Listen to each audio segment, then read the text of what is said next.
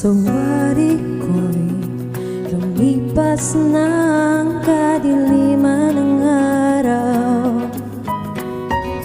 Dahan-dahan pang gumigising at ngayon'y papawin na. Muntik na nasanay ako sa aking pag-iisa.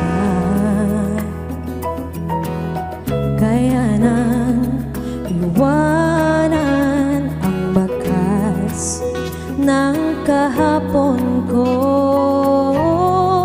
Tuloy pa rin ang awit ng buhay ko. Magbago man ang hugis ng puso mo, handa na kong hamunin ang ating mundo, pagkat tuloy pa rin.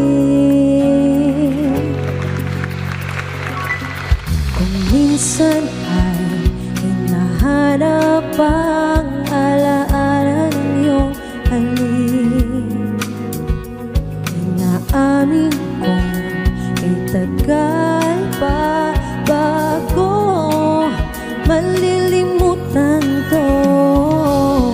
Kay hirap na maulit muli ang naiwan nating pag-ibig. Tanggap na at natuto pang harapin ang katotohanan ito. Tuloy pa rin ang awit ng buhay ko. Magbago man ang hugis ng puso mo, handa na kong hamunin ang ating mundo, pagkat tuloy pa rin.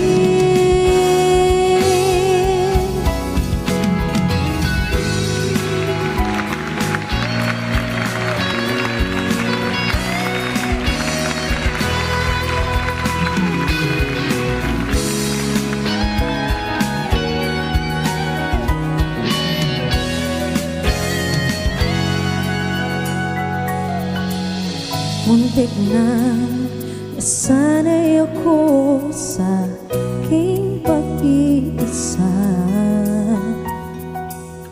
Kaya na iwanan ang bakas ng kahapon ko.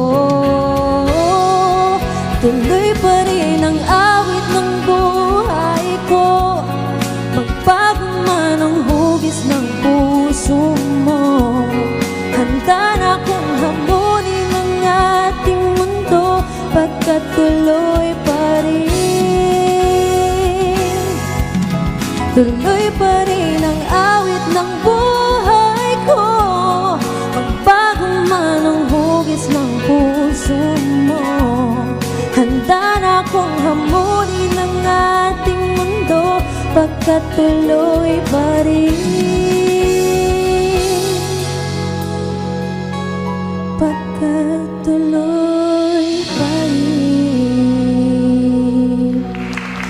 Yun! Hello, Miss Joey Zaragoza. Hello po. Dito po tayo. Ayan, na syempre, i-welcome po natin si Miss Joey Zaragoza sa Rise and Shine Pilipinas, ang madiscarding teacher ng Marikina. Hello po, good morning po, Rise and Shine Pilipinas. Thank you for having me. Miss Joey, we understand that you are a teacher, no? Pero isa ka ring performer. So how do you balance both?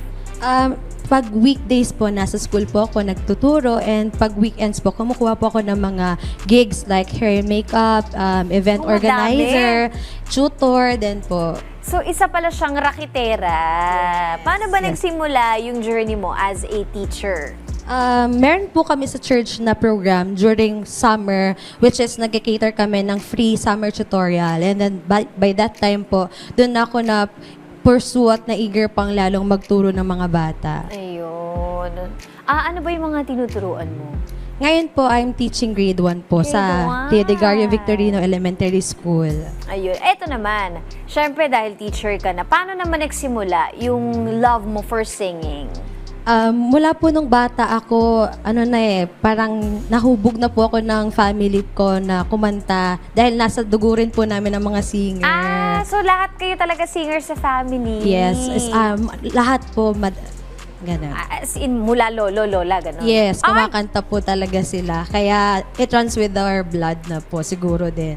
O hindi naman ba nakakapagod? Kasi syempre, meron kang day job or like weekly talaga meron. Yes po. Syempre, natuturo ka, tapos sa weekends meron ka pang gigs. Parang paano mo naman yun na-maintain? Well, bukod sa talagang breadwinner ako ng family at Ayun. wala akong dahilan para tumigil sa mga pangarap ko. Kaya din, yun yung drive ko, nagda-drive sa akin para gawin pa yung mga pangarap ko sa buhay, especially pangarap ko para sa pamilya ko. Meron na bang pinaka-specific like an award or like competition na sinalihan ka, na-recognize ka as a singer? Wala po, pero na-feature na po ako sa iba pang radio station. Ayun. So maraming salamat sa iyo, Miss Joey Thank you din Zaragoza. po, And please naman invite our viewers to follow you on all your social media accounts. Yes, good morning po, Rise and Shine Pilipinas. Pwede niyo po akong i-follow sa aking Facebook, Joey Solsona Zaragoza. Ang aking page po sa hosting, it's your host Joey, and of course, Hair and Makeup by Joey. Thank you so much po. Once again, thank you so much, Joey, for joining us this morning. Thank you so much, Miss Les.